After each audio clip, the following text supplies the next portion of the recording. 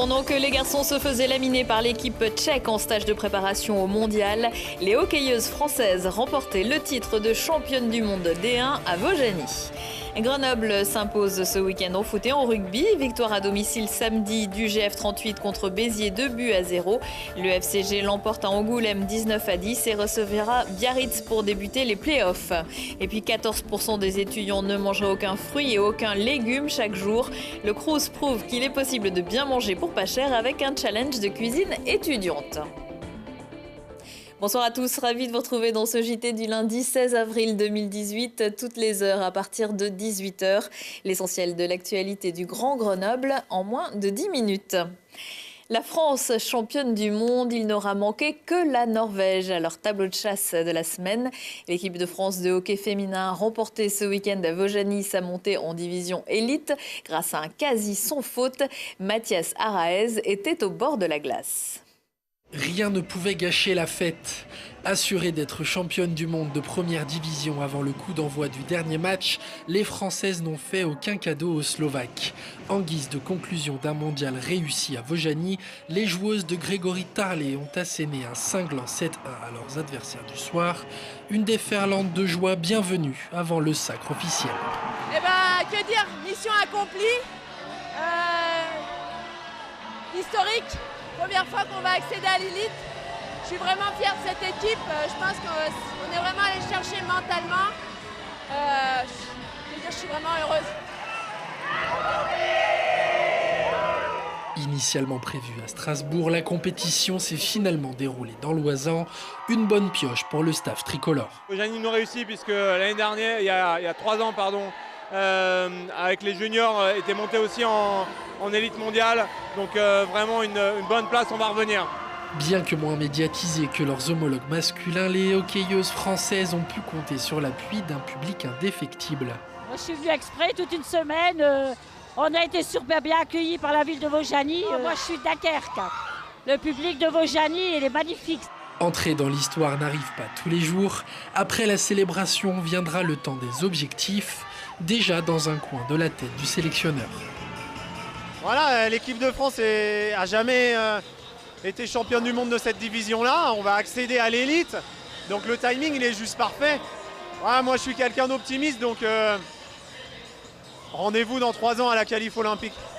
Le rendez-vous est pris. À Vaujany comme ailleurs, cette jeune génération donnera tout ce qu'elle a en élite, avec comme ligne de mire Pékin.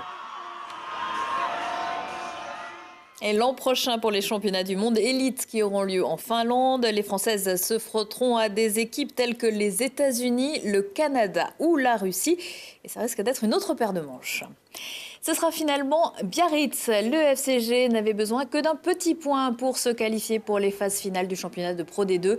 Et en s'imposant dimanche après-midi 19-10 à Angoulême avec un joli doublé de David Mellé, les Grenoblois en ont pris 4 de points et terminent les phases régulières à la 3e place, ce qui les assure d'un quart de finale à domicile.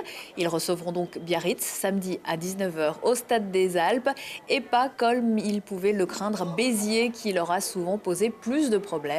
Le FCG espère remplir le stade et propose des places à partir de 9 €. Les rugbymen grenoblois ne voulaient pas de Béziers. Les footballeurs grenoblois s'en sont contentés et avec succès. En s'imposant 2-0 samedi après-midi face aux Biterrois, le GF 38 renoue avec la victoire à domicile en National 1. Grenoble n'avait plus gagné au Stade des Alpes depuis le 8 février. Une victoire qui replace les Grenoblois dans la course à la montée.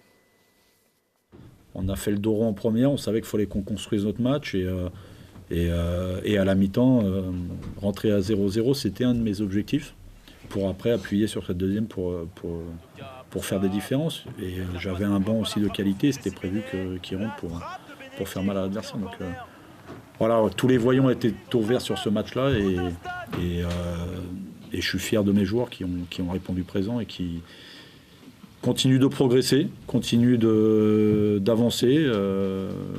Et puis, je pense que le public peut être fier aussi de ce collectif qui donne tout le temps. On était heureux, mais après, voilà, comme je l'ai dit, on s'est de suite reconcentré sur le match de vendredi parce que tous les matchs sont compliqués. Et voilà, on sait que c'est un championnat, que ça va se jouer jusqu'au bout, donc voilà, il va falloir rien lâcher. Certes, on est satisfait, mais il n'y a pas d'inflammade ou quoi que ce soit. Vendredi, le GF 38 ira jouer la 31e journée de championnat à Chambly, dans l'Oise. Merci pour ce moment. Il sert sans doute beaucoup moins de main qu'avant, mais a pris la plume pour expliquer ses années au pouvoir. François Hollande sera à Grenoble jeudi en fin d'après-midi, un peu plus tôt, et sera rendu à Vienne. L'ancien président de la République dédicacera son livre entre 17h30 et 19h à la Fnac, rue Félix Poulain. Dans cet ouvrage, Les leçons du pouvoir, qui vient de paraître aux éditions Stock, François Hollande retrace donc son quinquennat avec ses hauts et ses bas.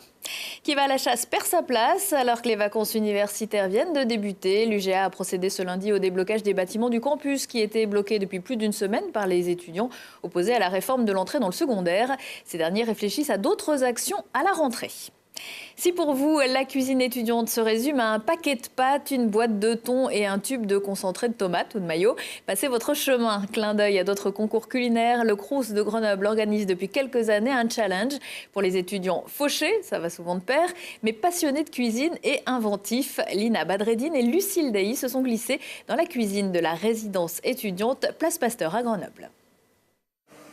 Un micro-ondes, des plats, quelques ustensiles et des ingrédients imposés à petit prix. Voilà avec quoi les étudiants doivent préparer un plat et un dessert pour 2 personnes. Le thème, la superposition comme un burger, qui semble inspirer les finalistes pour épater les papilles du jury. On va faire une base salade rosti. Ensuite, on va faire du poulet pané. Et à côté de ça, on va faire un accompagnement...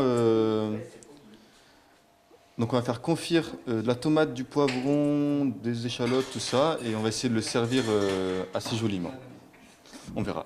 Les candidats doivent convaincre à la fois sur la présentation, le goût, la créativité, mais aussi l'équilibre nutritionnel des assiettes. On fait ce concours tout simplement parce qu'on a le souhait de ramener les étudiants à la cuisine, pour tout simplement qu'ils mangent de manière équilibrée avec des ingrédients de saison et qu'ils prennent plaisir à cuisiner leurs petits plats de manière à ce que tout ça ait un impact positif sur leur santé, parce que c'est ça en fait, le cœur du sujet. C'est cuisiner avec peu de choses et des recettes simples mais équilibrées. Et si ce n'est pas la finale de Top Chef, ça y ressemble. Les étudiants semblent à l'aise et appliqués malgré un temps imposé de 2h30. J'ai déjà participé l'année dernière et c'est vrai que 3 minutes avant de servir, c'était vraiment la course. Je tremblais. Et là, du coup, je me dis qu'il faut partir un peu tôt maintenant. Je sais qu'il faut pas trop que je perde de temps à commencer, à réfléchir et que j'agisse maintenant, quoi. Et Pauline a agi. C'est elle qui décroche finalement le titre. Pauline est étudiante en géographie à l'UGA et c'est avec son burger pommes de terre poulet pané aux pignons et noix et sa verrine de fromage blanc légèrement citronné et fruits rouges qu'elle aura donc régalé ce jury dans lequel vous aurez peut-être reconnu le chef 2 étoiles du Riage, Christophe Haribert. Prochain rendez-vous avec l'actu dans 1 heure et en replay sur télégrenoble.net. On se quitte avec ces images de la Sarenne Snowbike. Dimanche matin avant l'ouverture des pistes, une quarantaine de participants se sont élancés du pic blanc de l'Alpe d'Huez, 16 km de descente sur 1880 mètres de dénivelé non chronométré, juste pour le fun. Effet notable, une piste de Sarenne enneigée dans son intégralité. Pour ceux qui préfèrent le ski ou le snowboard, le domaine skiable reste ouvert jusqu'à dimanche. Excellente soirée à tous.